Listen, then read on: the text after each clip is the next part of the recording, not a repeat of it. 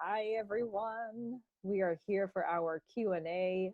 As some of you already know, this month we're talking about audition and creation fears. And we got some very, very interesting questions this week that I wanted to start us off with. So, one is about, you know, for us to suggest breathing and grounding exercises for when someone is feeling very anxious before an audition or before presenting a piece of artwork or a song or something that they wrote as a writer. So they just wanted for us to suggest the things that they can do when they're feeling particularly anxious about, I guess, feeling evaluated or exposed. You want me to just jump in here? Yeah, jump in. Okay.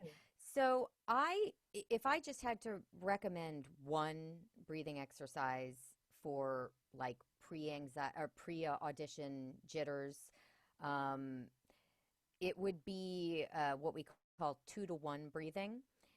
So basically, it's super simple, and you can do it anywhere. It's you whatever you inhale for. So, like, let's say you inhale for a count of 4. You exhale for double that time. So, exhale for a count of 8. Basically, when you're inhaling, it's raising your heart rate. It's expanding things. But when you exhale, it's slowing everything down. So if you do that at double the length, um, you can really just kind of bring everything down pretty quickly. Yeah. It's it it's really effective and it works very fast. So even if you just do 5 2-to-1 breaths, so inhale for 4, 1, 2, 3, 4, exhale for 8, 1, 2, 3, 4, 5, 6, 7, 8. That might be too long. You just tailor it to whatever you need. Um, I if feel you do calm that, already. right? Just one of those breaths helps. Um, I I suggest that before every audition. Uh, so yeah, that's my quick fix answer for that. Thank you. And sorry, I cut you off when I said that I was feeling calm. You were saying something else. Do you remember what you were saying? I don't remember. I was just so enthusiastic about Wasn't how important, whatever it was. it works immediately. Like you said, I was like, "Ooh, I'm gonna do this with you," and I'm like, "Ah, It really does. It works immediately. yeah, yeah. This is truly great. This is one of my favorites." And then something else that I try using with myself and with clients is grounding with objects. Hmm. And it's people can also do both, like breathing and grounding with objects, but I like the idea of feeling like the chair underneath me or feeling the floor under my feet or finding Hmm. another object in my environment Hmm. and just truly, like, sinking into the sense of touch and like Yes. what is the surface of this, what is the temperature of this, like how solid is it, Hmm. and just really grounding Do myself. you have any favorite, you personally yourself, do you have any objects that you like to use for grounding? Do any like favorites? I would say that my favorites are probably anything below my body. So Okay. chairs, the couch, the floor if I'm on the floor, because Hmm. it makes me feel safe knowing that it's always underneath me and it's always Mm. supporting me. Yeah, yeah. And sometimes people also use, like, putting a hand on their knees, or use their clothing. That's Hmm. also another big one. Hmm. um, and using body parts like the knees is kind of like hit or miss. Some people feel too sensitive using their Hmm. own body. Hmm. That's why I think objects can be definitely a very good starting point. Yeah.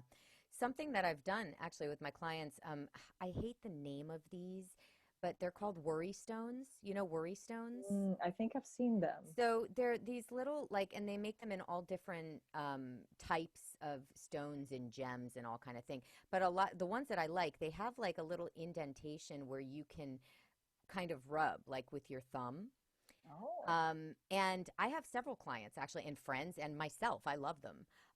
That you can just hold it in your hand, and it feels good, And it for me, it acts as a really good kind of grounding object. So, if anybody needs like a transitional object or anything that you would take yeah. with you to an audition, maybe think about getting something like that, or any other object that like a little tiny stuffed animal that you feel like you can Hmm. hold, or that will just kind of help keep you grounded too. Yeah. Yeah. And something small and light like that is so easy to carry wherever you go. Right. I love that idea. Really, really love it. Yeah.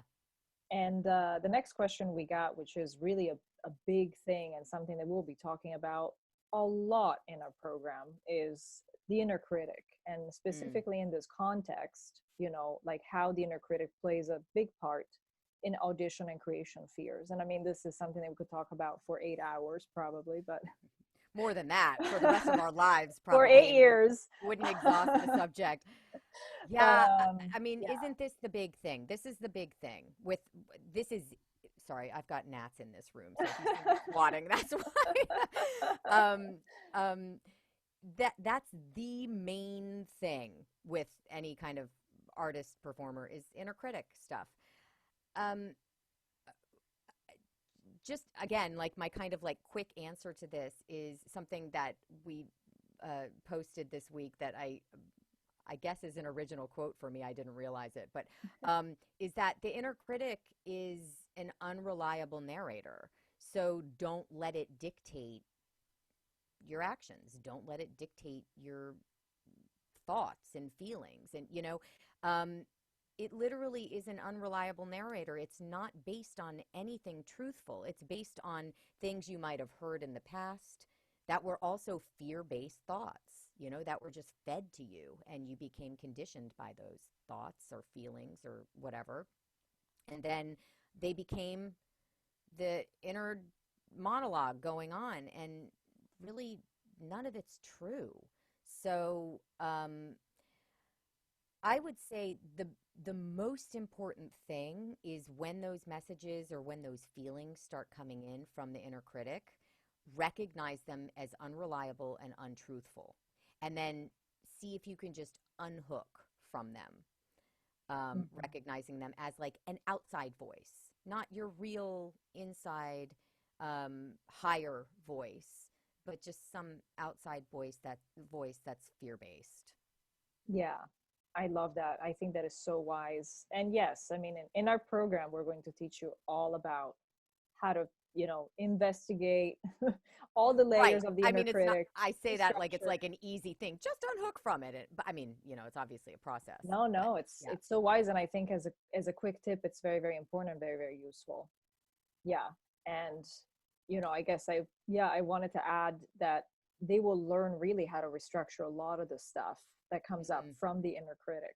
Yes. Yeah, I think that is so very valuable. And I guess what I would add is, this may sound again a little bit cheesy, but when you hear the inner critic talking and talking loudly, try to find maybe another part of you that has a more positive outlook. Sometimes Hmm. that can be, your inner child or your higher self or your inner Hmm. artist, and see what insight they can provide. Like, the inner artist might say, I really love doing what I do. Hmm. The inner child might say, this is so fun, playing with colors or singing this song. So maybe try to give more of a voice to those parts, like And that call on them. actually really speaks to your quote this week, which was find what was it, the reason for why, Yeah. what's your purpose in your art? Why are you doing this? And I Hmm. think that's a really good counteract of the inner critic. Like the inner critic will try to tell you, this is useless. Why are you doing this? You're, just one in a million and whatever. You don't have enough talent. And then if you counteract that with, why am I doing this? Hmm. Then you've got a strong argument against the inner critic. Yeah, definitely a very strong argument. And when you find yourself comparing yourself so much to others, it's almost like you force yourself to find a few elements that make you absolutely unique. Yes, Hmm. maybe you're in line with a million other people that look like Jasmine, to audition for Aladdin on Broadway. But Hmm. really think about what makes you different from these people, and think about that the way you're feeling insecure about this comparison, they're probably feeling the same way. Right. Exactly. So it's almost like being on the same boat as humans at that point. Yes, they're competition, but also they are other humans. They are feeling insecure and scared just as much as you all do. So Absolutely. Shared experience. Yep. yeah. Yeah. Well, thank you everyone for submitting your questions, and we really enjoy receiving them, and we hope that this is kind of like a useful format for you to process the stuff. Of course, you can always come for our office hours, the workshops, Yeah, and we can get more in depth with this stuff and really make it a little more individualized. absolutely. Absolutely. So we'll see you there. See you later.